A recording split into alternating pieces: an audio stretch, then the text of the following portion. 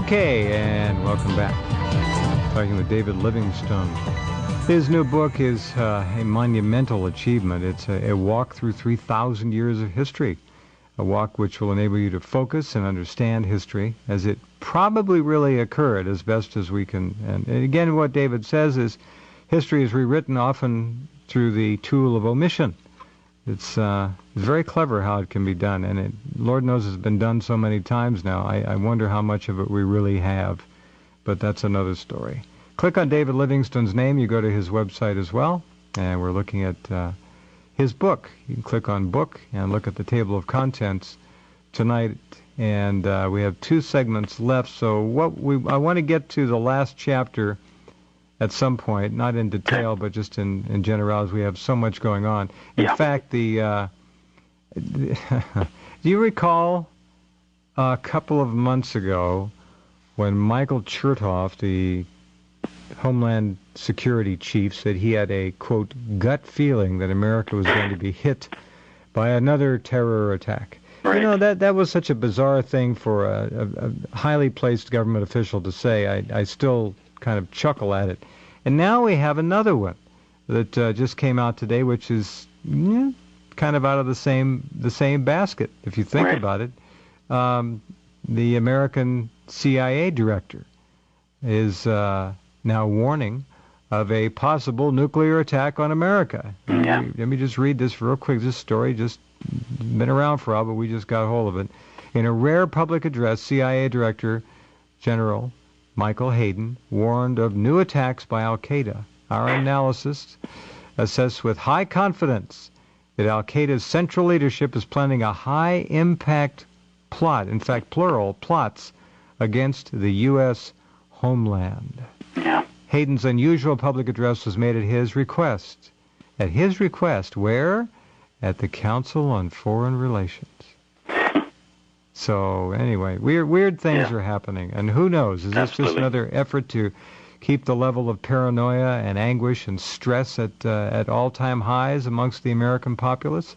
Could be. Or are they so brazen and so arrogant now that they're actually going to broadcast in advance what's going to happen?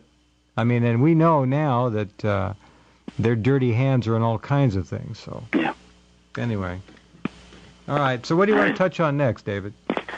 Well, I know where you want to get to, so I think maybe I should give some background on where we're going.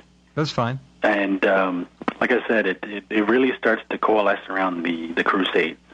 And you have these various families connecting, and they produce a certain number of very important bloodlines that feature in this entire history. It really is an issue of bloodlines. We've talked about this for many, many years, and there's no doubt about it. It's the truth. Yeah.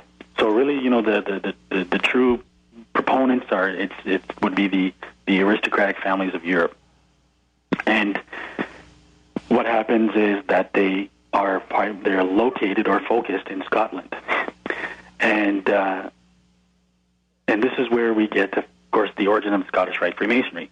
But what's the root myth of Scottish Rite Freemasonry?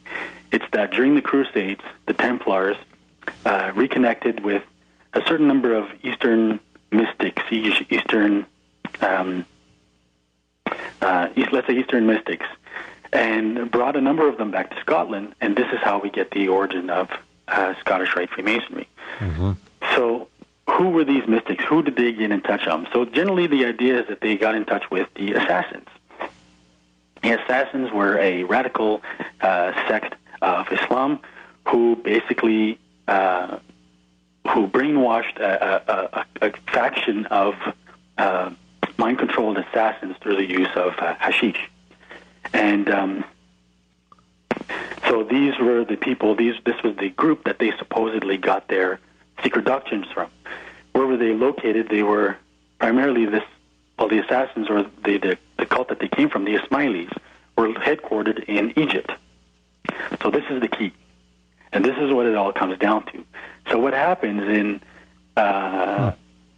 when Napoleon finally invades Egypt, Masons and his army set out to, quote unquote, reconnect with the lost tradition of these Gnostic Muslims in Egypt.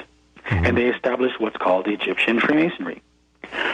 And now you can tie in this whole story with the Shabbatayans, because the Shabbatayans evolve into the Asiatic Brethren, and the Asiatic Brethren combine with the Egyptian Rite Freemasonry.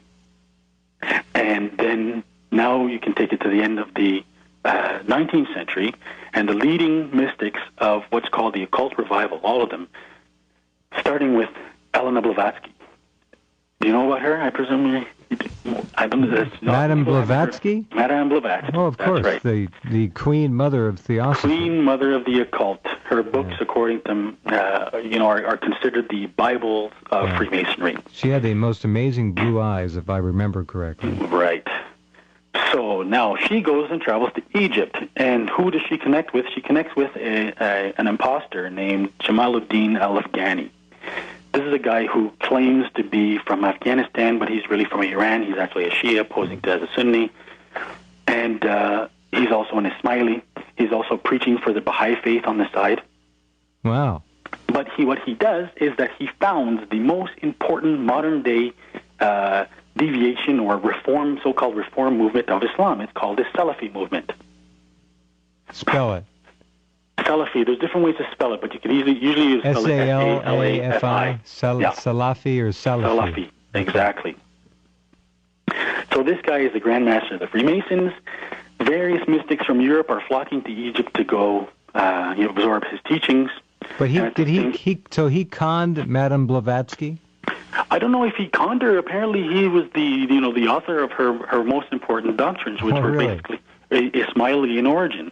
Huh. Because you have to understand that in the occult, he would have been perceived as the modern, exponent of this 1,000-year-old Gnostic Ismaili tradition that had struggled to survive in Egypt. Mm-hmm.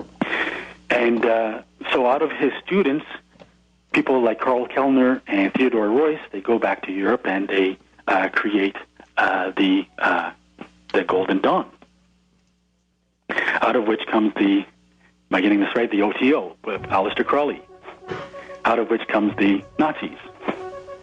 So you have the branches emerging from Afghani break off in two directions.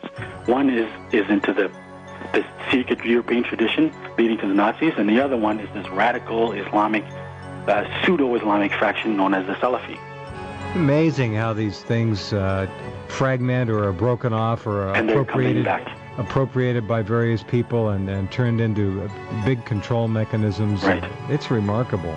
And when we come back, hang on, David. All traced through David Livingstone's amazing book, Terrorism and the Illuminati. He covers the Rosicrucians. It's all in here.